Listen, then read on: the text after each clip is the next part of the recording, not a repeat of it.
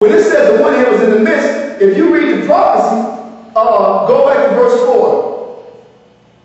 It says, but her heads were at rest, and the head in the midst was greater than the others. Yet, it grouped the three heads together, and the greater of the two being in the middle. That's why I said, that famous picture of Winston Churchill, Joseph Stalin in America is so cameo in this point. Because when in hell, those are the three heads of the whole Edomite,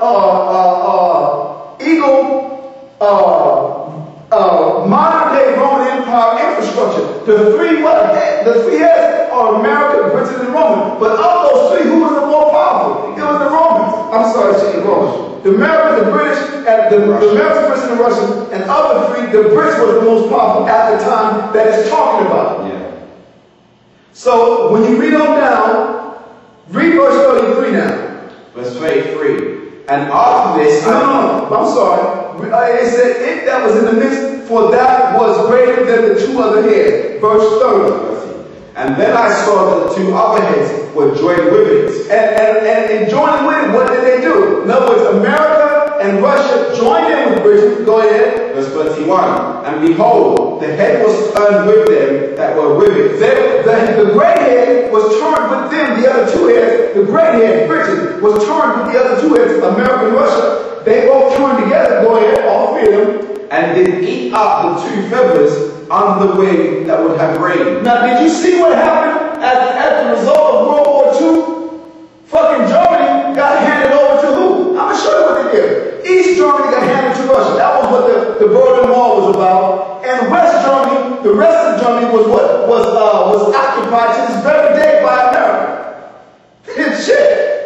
Germany in itself, and haven't been since World War II. That was one feather. Italy got fucking on. Italy is known for nothing but their fucking Pope now. Italy's nothing now. People go to Italy to see the old Colosseum, and it's a tourist site. It ain't no threat. You know what I'm saying? Go ahead. In other words, those two trying to rule was put down by the three, and their kingdoms was divided. Yeah. Now watch it says, and as a result of that, we go down. Verse 32. But this had put the whole earth in fear, and bare rule in it over all those that dwell upon the earth. Now let me say this. I'll read it again. I'm sorry. But this head, talking about the Brits, did what? But this head put the whole earth in fear, and bare rule on it over all those that dwelt upon the earth with much oppression. And that Britain is the one kingdom collectively that have had more colonies and more holdings than any other. America is in its prime now. Now, as of 1997, the last British colony to receive its independence, like I said, that took place in 1997. The empire didn't get pushed off of the shelf. In other words, it was what you call dissolved through these different trees of independence. That's all. But it's still doing what now? It's still behind the scenes. It's the mouth of the beast of Revelation chapter 13. Go ahead. And they had the governance of the world more than all the wings that had been. Go ahead. And after this I beheld, and lo, the head that was in the midst suddenly appeared no more. That's the British Empire. It's still here. All of them are still here. So when they say appear no more, what is it really talking about? But their colonial empires were dissolved. Go ahead. Like as the wings. Continue. Now, you got that, right? Yeah. Okay, so I want to just reiterate that about the three heads. Now let's go back to 2 Ezra chapter 12 and pick it up from verse 22 again. Verse 22. And whereas thou sawest three heads resting, this is the interpretation. In these last days shall the Most High raise up three kingdoms, and renew many things therein, and they shall have dominion of the earth, and of those that dwell therein. So between the three heads, they had run the world. What was that called? It was called the Cold War.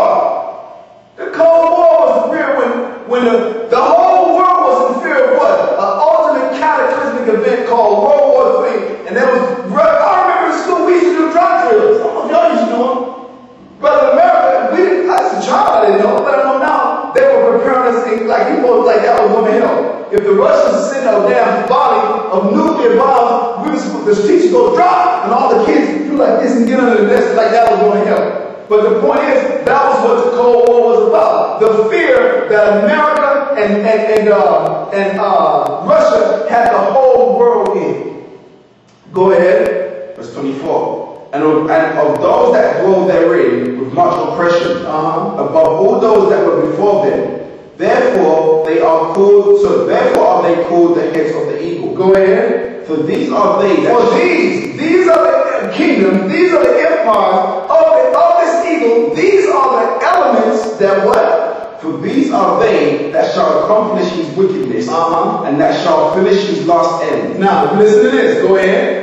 And whereas thou sawest that the great head appeared no more, talking about wickedness and Britain, right? Go ahead. It signified that one of them shall die upon his bed, and yet with pain. That's talking about the ultimate dissolution of its colonial empire. They lost India. They lost Pakistan. They lost Iran. All these revolutions. You know what I'm saying? They lost China. Go ahead. They lost Sudan. They lost Egypt. Go ahead. Verse 27. For the two that remain shall be slain with the sword. Now if you can't see that this is talking about America and Russia, well, you out of your damn mind. Because Ezekiel chapter 38 lets us know Russia's going to fire. It's going to be against the ultimate war. The final battle is Russia. Now I can do it.